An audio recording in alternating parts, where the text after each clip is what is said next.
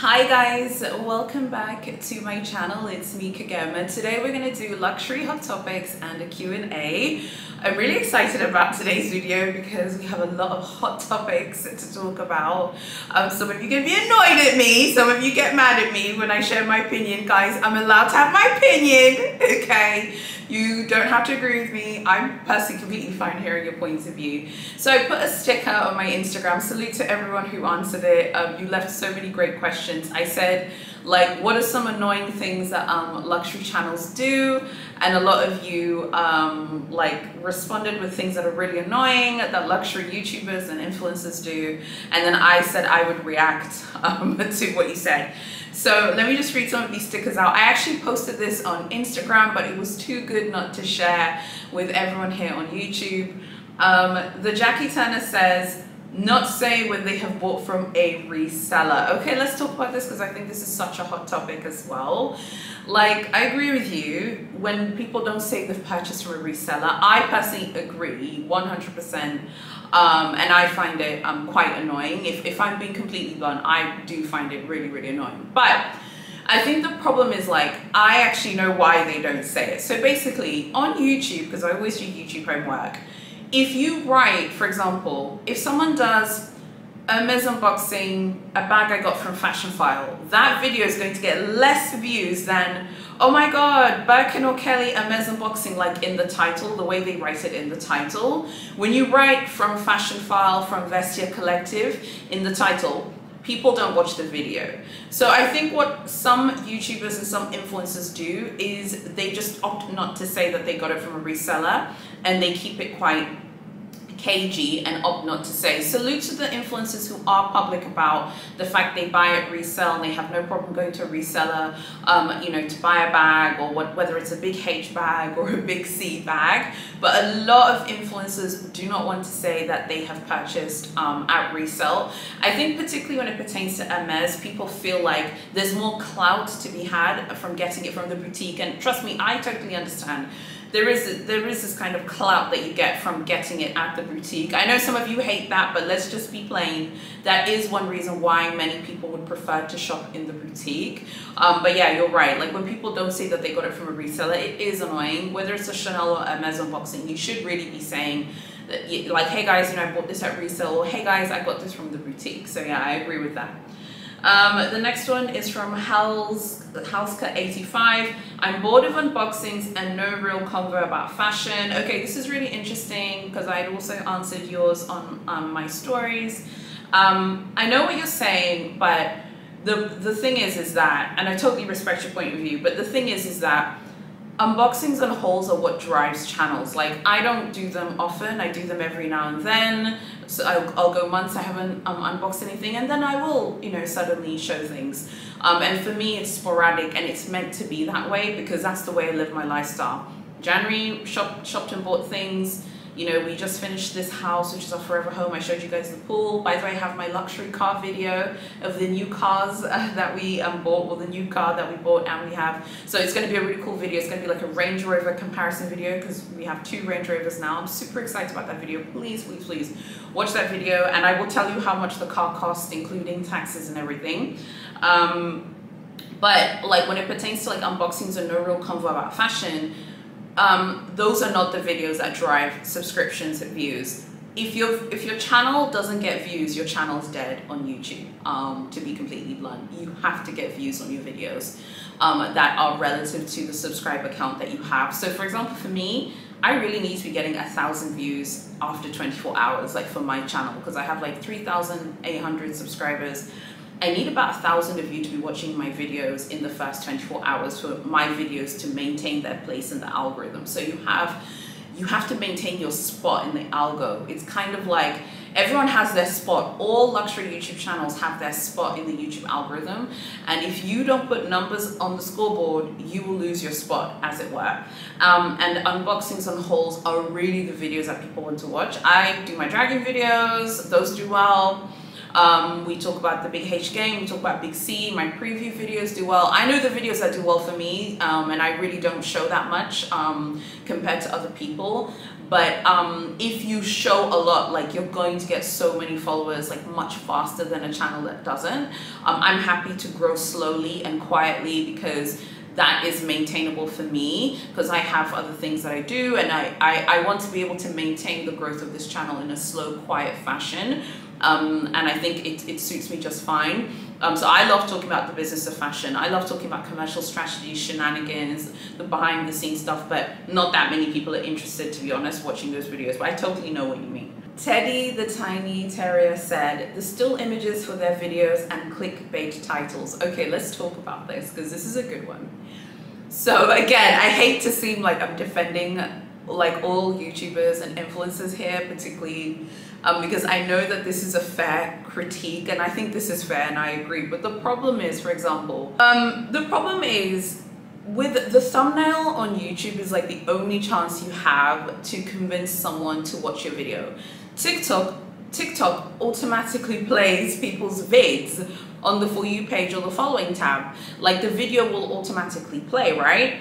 But with YouTube, you really need to convince people to click on your thumbnail. That's why I always look shocked and surprised, because I literally have done marketing tests, and you guys, you know me, I have a marketing business. I work in the marketing industry, so I look at metrics and my analytics with a fine-tooth comb. I would wager more so than other people, because I really know what thumbnails work for me, what don't. When I smile like this, no one clicks on the video. I was telling Edwin, he's like, again, no one wants to see you smiling. I'm like, I know, it's terrible.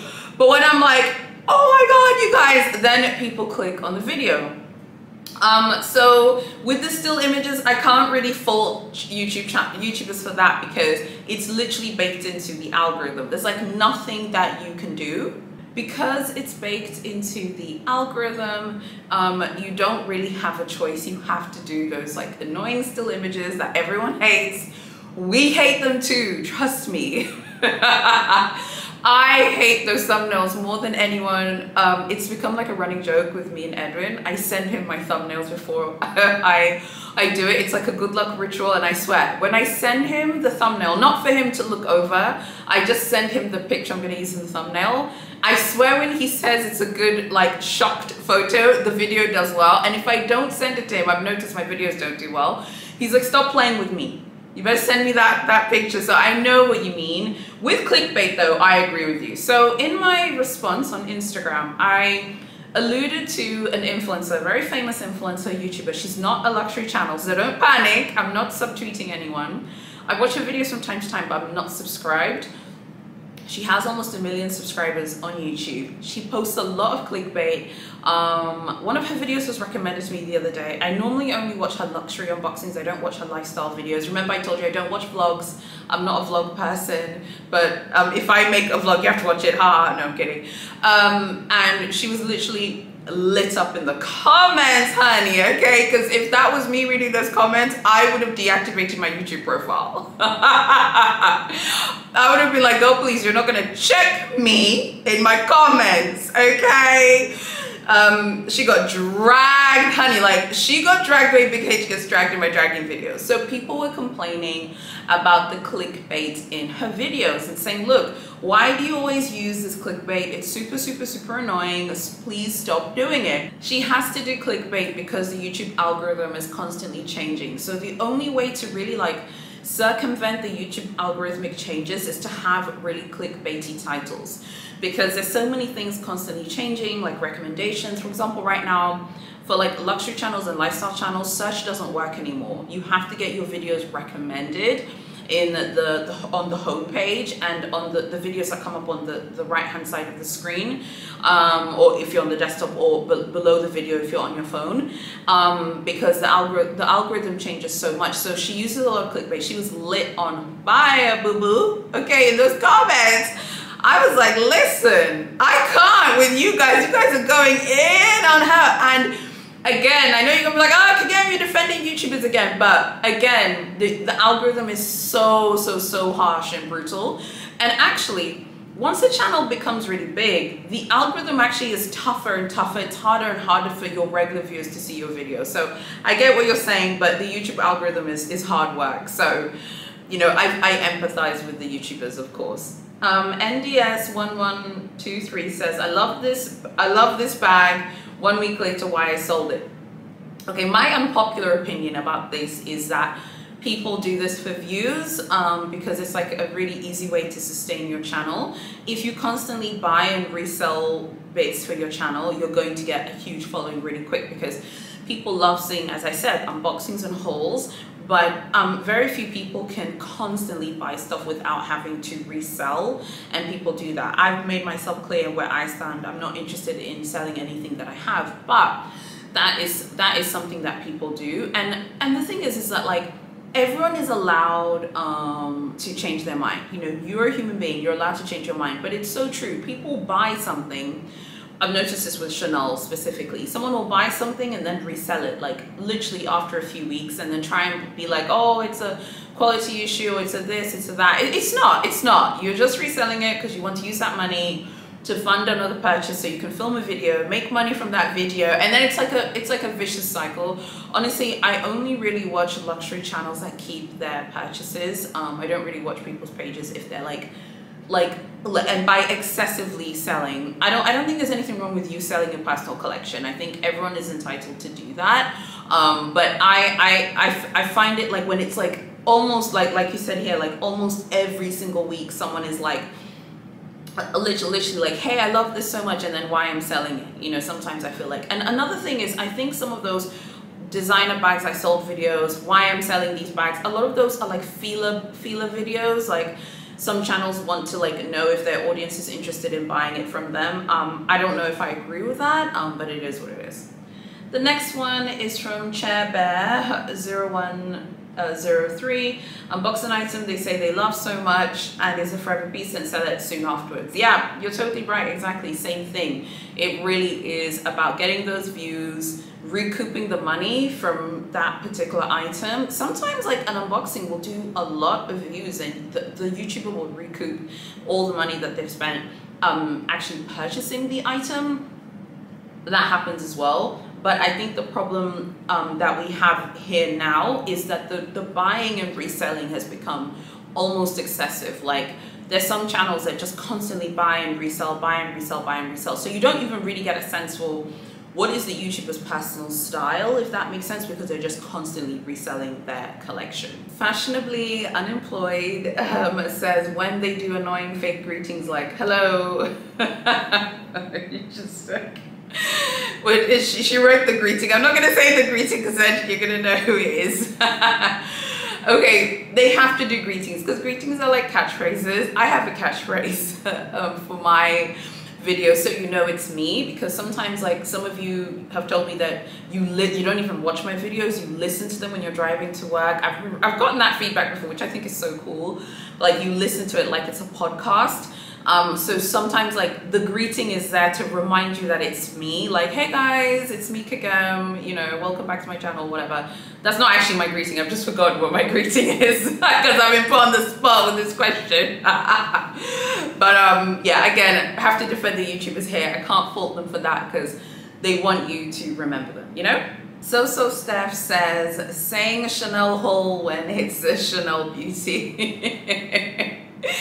This is another one of my faves. Okay, I learned like quickly that people don't want to watch luxury beauty unboxings. People want to watch like luxury unboxings that are like very high-end, so like luxury fashion, watches, fine jewelry, whatever. Those are the things that people want to watch. Sometimes someone will buy like luxury beauty and they'll want to add it into their video, but they know if they write Chanel beauty in the title, you're not going to click on the vid. I know I'm going to have some of you saying, I'll click on it. Let me stop you right there, girl. No, you're not going to click on it, trust me. Because that YouTuber knows, they can see their analytics, that if they write Chanel beauty in the title, people won't click on it. So sometimes people will write like Chanel, but actually what they mean is like Chanel lip glosses, makeup, by the way, which I love. Or they'll write Dior, but actually what they bought was like Dior makeup. I can see how that can be annoying. Yeah, like, yeah, that can be annoying. I think you should say, so for example, I was looking at some bits that I'm gonna buy, and yeah, of course I'll unbox them on the channel. People will write a variation of something like this for like Hermes. They'll be like, Hermes unboxing, what bag did I get? And then you have to watch the video, so because you want to know if it's a Birkin, a Kelly, or a Constance, right? But actually, instead it will be like like an Evelyn or a Picotan, which by the way, those bags get views, don't get me wrong, but of course it's not going to bring in as many views as the Burke and the Kelly or the Constance, right? So yeah, I see what you're saying, but again, I feel bad because the YouTubers are dealing with the stress of the algorithm. The next one is from Chrissy Chris. She says, take too long to unbox their items. I like story time after the unboxing. Fair critique, fair, completely agree with you. I totally agree, but hate to defend the YouTuber again. I know you guys, you're like, okay, you keep defending them, but the problem is people will not watch the whole video if the unboxing is just at the beginning, number one. Number two, people like the videos, like the story time to be at the front so that they can place more ads for you to watch, and then you have to watch the unboxing at the end. I'm a fan of show the item first, then discuss afterwards, because when I watch someone's unboxing or haul video, I want to see what they got. Most of the time I'm really busy as well. I have lots of other bits and pieces that I'm doing. I have lots of other work that I'm doing. I might not have a lot of time just to sit and listen to someone talk before they show the item. Like, I would like them to do that, but I totally understand why they don't. I think something to note, just before we start talking about other topics, is that a lot of luxury channels are doing this full time, are doing like luxury influencing full time. I do think that's super relevant. I know it doesn't seem relevant at first, but I'm going to tell you why it's important. If someone is doing luxury influencing full time, there are a lot of things that they have to do, because obviously they're making their living through videos or Instagram posts and things like that. And one of those things is like understanding what you guys, the audience, because I always tell you, you're the ones who have the power. We do not have any power. I have no power, really. I make my videos. I pray they do well. I pray you guys like and subscribe and whatever. But the people who are doing this full time, you can always see the difference between the luxury channels that are doing this full time and the luxury channels that aren't. So for example, last week I was really busy with work. Some of my videos, I was watching them over, did not look good. There was some issues with the ring light. There was some lighting issues. I wasn't turning up. There was some issues with my ring light. I hadn't fixed them. I think I fixed them now. And so you guys are so gracious. No one tried to drag me over it. Thank you. And God bless you, because I do have a business. I have a career outside of YouTube, and I do have to really focus on that. But the people who can do this full time, you can really see the difference in their videos. They can put in a ton of effort to film vids, and they can really like do very well. But because some people do this full time, they do have to fight against the YouTube algorithm for luxury specifically. The YouTube algorithm is different for every single like YouTube world. So for example, like the beauty gurus, honey, they're flopped, boo-boo, they're done. The makeup space is done. Not checking for beauty gurus anymore. Everyone is on TikTok now for like makeup and skincare. No one cares. I would say like the hair channels are still doing well on YouTube. I think hair's a bit different. But like the beauty gurus, the makeup gurus, like they've been taken over by TikTok influencers. They're the ones running things now. Luxury is very different. Luxury, I think, even if it's just like a haul or unboxing channel, it does need a lot of discussion and in-depth so people can, you know, show the item. A 1-minute TikTok video isn't going to do the same as a 15-minute luxury unboxing or luxury haul. So the people who are doing luxury YouTubing full-time or luxury influencing full-time, they have to go up against a very tough algorithm that favors certain types of videos over others. So for example, the luxury YouTube algorithm hates vlogs, like hates them. And I know you're gonna be like, luxury shopping vlogs are popular. Luxury shopping vlogs are kind of not really vlogs though, and I'm going to tell you why in a second. But the luxury YouTube algorithm doesn't like it when luxury YouTubers try and like get quite personal and show a lot of their personal life. Those videos don't do well because the audience isn't interested. I totally understand. I personally, you know, I have a lot of luxury YouTubers that I watch. I don't want to watch their personal vlogs.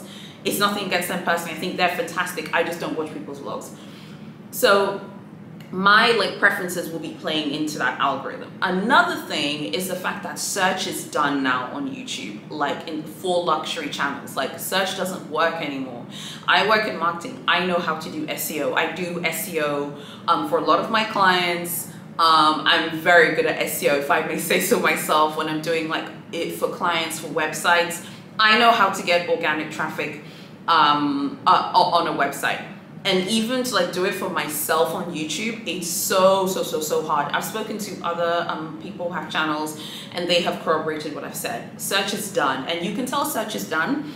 Go put up like Chanel 22S unboxing or Louis Vuitton Sunrise Pastel unboxing in YouTube right now. You'll get some of them, and then YouTube will start recommending other channels that have nothing to do with the Sunrise Pastel unboxing. They'll recommend other people to you in the luxury space who they think you might like. It's become a recommendation engine instead of a search engine. That is a problem for luxury YouTubers. So I just wanted to kind of just give you guys a behind the scenes look into why some channels that you really like are very repetitive. I said it on my Instagram stories as well, that like it's really hard to break out of the top 5. So Hermes, Chanel, Louis Vuitton, Dior, Gucci on YouTube, because those are the 5 brands that the audience wants to see. I love Versace, I love Fendi, I love Balenciaga, and lots of other brands. I like Ferragamo, I'd love to explore those more. I feel like Cartier and Van Cleef & Arpels is still very popular on YouTube, but it's really hard to break out of those 5 because people are obsessed with those brands. So I just wanted to just explain that the next time you're watching someone's luxury video, if they post about a brand that isn't one of those hot brands, if someone films a video about a brand that you don't really care for, maybe you don't care for Balenciaga, watch it anyway, you might see something that you like. So I just thought that was really interesting. And those are really interesting comments and questions from you guys. I enjoyed reacting to them on Instagram. So I just wanted to share them on here because I thought it was so interesting. Okay, so the first luxury hot topic that we are going to discuss today that I think is really interesting is this kind of rise of anti-luxury sentiment within the luxury community across the board. So YouTube, Instagram, TikTok, forums, Facebook groups. Has anyone kind of noticed that a lot of people are saying that they are done with luxury? I would love to know what you guys think about this. Are you done with luxury? Are you done with it? Are you still interested in luxury?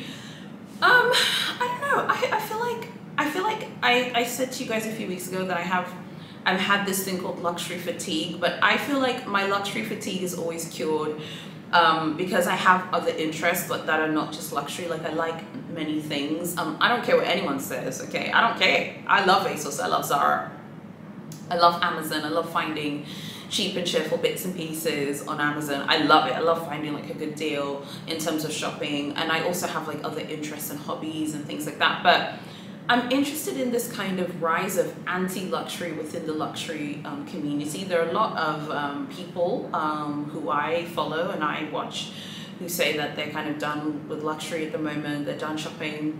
I'd just love to know what you guys think about that. Do you think it's because of inflation? Do you think it's because of price increases? Do you think it's because of the fact that people's lifestyles are changing? Or do you think that these products have kind of lost their luster and they're no longer desirable or attainable or important? Or I mean, what is it? Like, why are so many people saying that they're leaving luxury and they're done with luxury? And what are your thoughts on it? My thoughts on it are as follows. I'm not done with luxury, girl. I'm still here. Luxury to me is just so much fun. My job has nothing to do with luxury, so it's always nice to like come on here, you know, 3 times a week. I know I've filmed many times this week, more than 3 times, and I have a video tomorrow, but it's always fun to come on here 3 times a week and discuss like really cool luxury things with you guys and talk about things that we're gonna buy and talk about trips and talk about, you know, the big H game and big C and Louis Vuitton. It's always really fun to do that for me. I guess I don't feel fatigued, although maybe I don't feel fatigued excessively by it. I'm kind of like big H is tiring, honey, but maybe because like all of these brands are not in my country, but they are in South Africa, so I'm going to see them next month when I go to South Africa, or a few of them. I'm just super curious, like, why do you guys think that people are getting tired of luxury? I think that a lot of people are getting tired of luxury because of the price increases. I think the price increases are what they are. I don't know if they annoy me as much, only because if I like something, I'm always going to like it regardless of how much it costs. If I like the thing, I have my limit of the things that I would like pay for. Maybe also because I like exotics and they're just so they're absolutely extortionately expensive. So I'm just like, oh wow, that's just $8,000, and this exotic from Hermes is like, you know, 40,000 euros. I'm like, wow, what a great deal. When $8,000, you know, it's a lot of money. So I would love to know what you guys think about the sort of rise of anti-luxury. We need to talk about that. Make sure you're fully subscribed to my channel, you hit notifications, and make sure that you subscribe and you join the Facebook group and follow me on Instagram, TikTok, all of that. Help me beat the YouTube algorithm, okay, honey, because it's crazy out here. The next luxury hot topic that I want to discuss with you guys and know what you think is, what do you guys think of the fact that like luxury social media, specifically Instagram, do you feel like that makes you want to shop more, and YouTube as well? Do you feel like that makes you want to shop more? Do you feel that does it make you feel like bad about your collection? Does it make you feel like you don't have as much as someone else? I'd love to know what you think about that. I saw a bunch of people discussing this in a Facebook group. I thought it was a really interesting topic. For me, I guess, again, because I have a YouTube channel, I know how much curation goes into social media. People can create any image they want on social media. It doesn't necessarily need to be the truth. Someone could have, you know, 10 big H bags, and they could say they got them all from the boutique, and they're just chilling in one room, and they're literally just buying that, but they're not even eating food. I feel like it's really important to just take note of that and not feel, you shouldn't feel bad about like your collection or the things that you have, or the things that you don't have, because I feel like it's all relative to income. And that's what I was always saying. I felt so seen all those videos ago when I told you that I didn't like it when luxury channels said that, you know, they don't take coffee and they don't do hair, and that's how they buy bags. I remember just being like, oh my God, are we going to just be honest and say it's about income? Like, you actually have to earn a lot of money in order to in order to buy these things. So I felt so seen by you guys, and most of you were like, yeah, totally agree. I would love to know what you guys think about that, and whether luxury social media, luxury Instagram, luxury YouTube, luxury TikTok, has all of that kind of contributed to overconsumption. Has that made some of you feel bad? Does that make people want to spend more money? I think, of course, like, I mean, definitely, let me just put my hands up and say, of course, having a luxury channel, of course you want to buy things maybe more than if I didn't have one, and that's only because I'm always researching luxury videos. I'm always seeing new things to buy, and I think that's pretty obvious. I think it'd be pretty disingenuous to say, oh no, I have a luxury YouTube channel, luxury Instagram page, and no, I don't want to buy things more. I mean, no, I think you definitely get influenced to buy.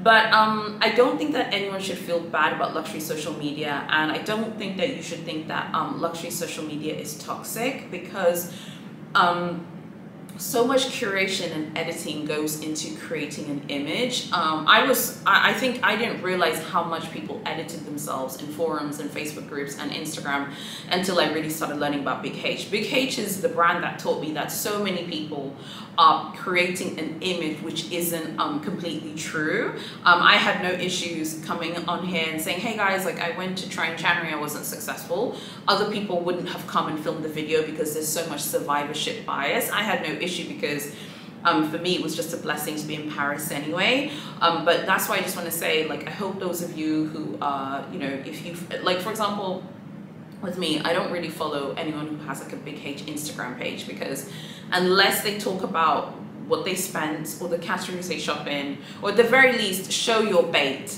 So like, if you're holding a mini Kelly, show me the watch that you bought at Big H, or show me the bracelets on your wrist. If they don't do things like that, I don't really watch that, because I don't really see it as like kind of creating value for me. When it pertains to luxury on social media, I want to see value. Like, I want to learn and like maybe learn or understand something new or different. But if it's just someone constantly showing their Birkins, their Kellys or Constances, I guess because I look at them all of the time for my own luxury Facebook group and for my luxury channel, I'm just kind of like, okay, whatever. But I need to feel more connected, basically, if it's like luxury social media. I would love to know what you guys think about all of that.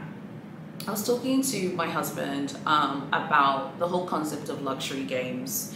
You know, so what's the shenanigans going on at Big H? Frankly, Chanel, honey, because she's creating her own game. Ferrari, Rolex, AP, Patek. And I was talking to him and I was like telling him really like the nuts and bolts of luxury games and luxury shenanigans. It was really interesting talking to someone who has no interest in luxury, because they can sometimes just say things in a way that's just so like blunt and honest. And he's like, do you think that you guys actually like the luxury games because you feel more special because you're in the game? I was like, ooh, that's controversial. So that actually got me thinking, and it's so true. It's kind of like I don't know, it's kind of like playing a Super Mario Nintendo game. Like, you're in the game, you guys are like all playing the game together, and everyone who's outside of the game doesn't feel as special. Do you feel more special because you are like playing the big H game and you're winning at the game? I feel like the survivorship bias with the big H game lends itself to people who are winning the game. So we only hear from people who are winning. You don't hear from people who've lost the game, because obviously it of course it's going to hurt, because you've been spending money buying bait and maybe, you know, you haven't got your offer, or, you know, you've been going to, I was reading about someone in a group who's been going to Paris for 4 years and hasn't scored a bag. I can say I've started going to Paris like this year for Big H, even though I've been to Paris, you know, before, but like 4 years going to Paris like twice a year and you haven't scored a bag. Like, whoa, I would just, you know, probably want to give up at that point, because that is just, you know, so depressing. So do we feel more special by playing these luxury games? Do we feel like we're special? Do we feel like we're part of this kind of like luxury country club that kind of shares strategies and whatever? I think that the best way to look at this is truly like a Nintendo-esque game that you play and that you can also stop playing. No one is forced to play the big H game, to play the Rolex game, or play the big C game. No one is forced to do it. And I think that if you feel like your mental health is going to be compromised, if you think that your feelings are going to be hurt, you should stop playing the game. Particularly the big H game, because I feel like the big H game does feel quite arbitrary. Some people spend tons and tons and tons of money and literally have no bag to show for it. Some people haven't spent that much and, you know, they do get a bag, and I think that that can be really, really annoying for a lot of people to deal with. I've spoken to a lot of you privately, told me like it's annoying that this person doesn't seem like they're spending and they've gotten bags. How come I'm spending, you know, and I haven't gotten a bag? I'm like, I think it's better for you to tell me than to go tell your essay, because you could really get in trouble saying that. But broadly speaking, and most of you know how I feel about that, I pretty much feel 99% of people who are saying they didn't spend any money are not telling the truth. And I've said this before, I literally don't even come here and say you were offered a bag, you didn't spend anything, because I'll get the answer out of you, honey, okay? You don't want to try it with me. I'll just be like, cool, when did you start shopping there? What did you buy in January? What did you buy in February? And then we'll go through every single month, okay, of this calendar. And eventually we're going to see that you were buying things. But, you know, you get what I'm saying. So I feel like with the luxury games, maybe there is an element of feeling more different and more special, like because you are part of a game. But I actually think it's just the fact that so many people are in deep, particularly the big H game, that they can't get out. You know, it's a kind of like the sunken cost fallacy. Like you're already in so deep, you need to get a bag at least to like kind of prove that you were successful with the game. So I'd love to know what you guys think about those hot topics. I'm super curious, because I feel like sometimes I feel like the luxury community can be a bit of a bubble. It can be a bit of a bubble. Like we all kind of end up thinking the same. We all have the same like opinions. I would love to hear you guys' opinions about these games. Do you want to stop playing at the big H game? Are you playing the big C game or the Rolex game? The Ferrari game? Who here is playing the Ferrari game? Because I would love to talk to you. The Ferrari game is not a joke. They're not playing with you over there. Okay, those of you like supercars, you know what time it is. It's absolutely insane over there. So I'd love to know what you guys think about all of that. I have so many videos this week. I've got my Range Rover video tomorrow. Please support that video. It will mean the world to me if you watch it. Really, really excited to show you that purchase, because it's just so exciting to see it. And then I'll tell you, so basically the Range Rover video will be exciting. Walk you through I'll walk you through the new Range Rover that we got, and then I will tell you the comparison between the current Range Rover we have, which is the Sport, and then I'll tell you the luxury cars which I'm loving right now, and then I'm going to tell you the next luxury car that I'd like to get, because I would like to get another one as well. So I'm kind of exploring luxury cars more. I feel like I've always loved luxury cars, but now I'm like I want to explore them more on the channel. I've already told you I'm going to do more travel. I'm going to South Africa next month. I will vlog that because I think some of you will be interested to see that. There's so much about the African luxury world that I haven't really talked about.